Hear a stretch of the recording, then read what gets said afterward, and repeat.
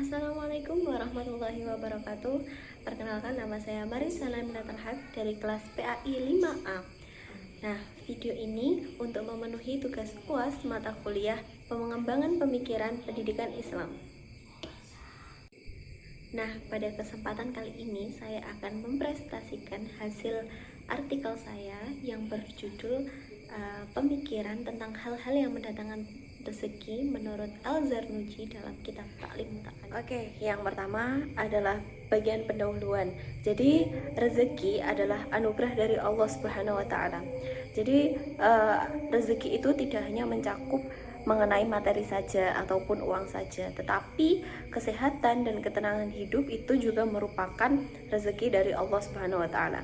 Namun pada praktiknya banyak sekali orang-orang zaman sekarang itu menempuh jalan instan untuk mencari rezeki melalui jalan-jalan yang haram atau tidak halal, seperti contohnya investasi bodong, judi online, dan pesugihan yang menyesatkan.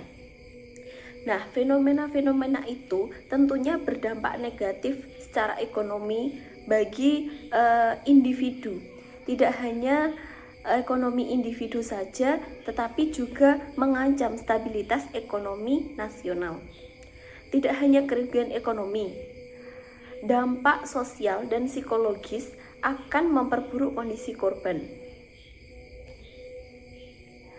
Nah, pada artikel saya ini menjelaskan bahwa Al-Zarnuji dalam kitab Ta'lim Ta'alim menawarkan solusi dengan menekankan bahwa rezeki yang halal dan berkah itu bisa diperoleh melalui beberapa hal yang mungkin sering kita temui, sering kita lakukan setiap harinya tanpa kita sadari.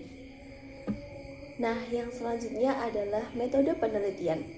Metode penelitian yang saya gunakan dalam artikel saya adalah penelitian kepustakaan atau library research dengan mengkaji berbagai sumber tertulis yang relevan.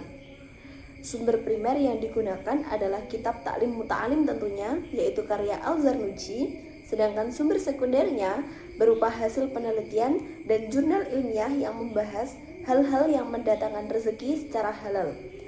Teknik analisis data yang saya gunakan adalah konten analisis atau analisis isi untuk mengkaji dan menafsirkan pemikiran Al-Zarnuji tentang cara-cara memperoleh rezeki yang halal dan berkah. Oke, selanjutnya kita masuk pada isi dan pembahasan. Nah, pada isi dan pembahasan ini saya mengambil 5 hal-hal yang dapat mendatangkan rezeki menurut Al-Zarnuji dalam kitab Ta'lim Ta'alimnya. Poin pertama adalah sedekah. Menurut Al-Zarnuji, sedekah merupakan salah satu amalan paling utama untuk membuka pintu rezeki. Sedekah tidak hanya membersihkan harta, tetapi juga menambah keberkahan hidup dan mempererat tali silaturahmi. Dalam pandangan Islam, sedekah tidak harus berupa materi, namun juga bisa berupa senyuman, ucapan baik, atau tindakan kecil yang membawa manfaat bagi orang lain. Hal ini menunjukkan bahwa rezeki datang tidak hanya melalui usaha duniawi, tetapi juga melalui amal kebaikan yang dilakukan. Yang kedua adalah bangun pagi. Al-Zarnuji menekankan pentingnya bangun pagi karena waktu pagi dipenuhi dengan keberkahan dan semangat baru untuk beraktivitas. Dalam konteks modern, kebiasaan bangun pagi terbukti meningkatkan produktivitas, kesehatan mental, serta kemampuan fokus dalam bekerja dan belajar. Dengan memanfaatkan waktu pagi secara optimal untuk ibadah dan aktivitas positif, seseorang dapat memperluas peluang datangnya rezeki dan kemudahan dalam urusan. Yang ketiga adalah sholat dengan khusyuk. Sholat yang dilakukan dengan khusyuk bukan sekedar kewajiban ritual saja, melainkan untuk kedekatan spiritual yang mendalam dengan Allah Subhanahu wa taala. Orang yang khusyuk dalam sholatnya akan memperoleh ketenangan batin, kekuatan menghadapi ujian, dan keyakinan bahwa Allah akan mencukupi kebutuhannya. Dalam kehidupan sehari-hari, ketenangan batin ini mendorong seseorang untuk lebih sabar, fokus, dan ikhlas dalam bekerja sehingga membuka jalan datangnya rezeki dari arah yang tidak. Yang keempat adalah bermuka ceria. Senyum dan wajah ceria adalah bentuk sedekah yang sederhana, namun besar sekali dampaknya.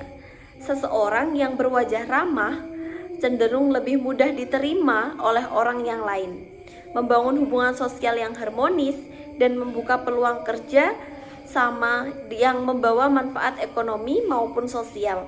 Dalam kehidupan bermasyarakat, sikap positif ini menjadi magnet rezeki karena menumbuhkan kepercayaan dan simpati dari lingkungan. Yang terakhir adalah berbicara dengan baik.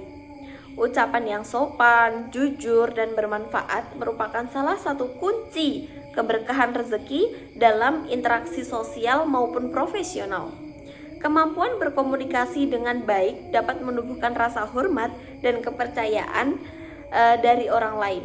Hal ini menunjukkan bahwa rezeki juga bisa datang dari sikap dan tutur kata yang santun, karena Allah mencintai hamba yang menjaga lisannya dari ucapan yang menyakiti. Yang terakhir adalah penutup yang berisi kesimpulan dari artikel saya, yaitu rezeki menurut Al-Zarnuji tidak hanya berupa harta, tetapi juga keberkahan dan kemanfaatan hidup.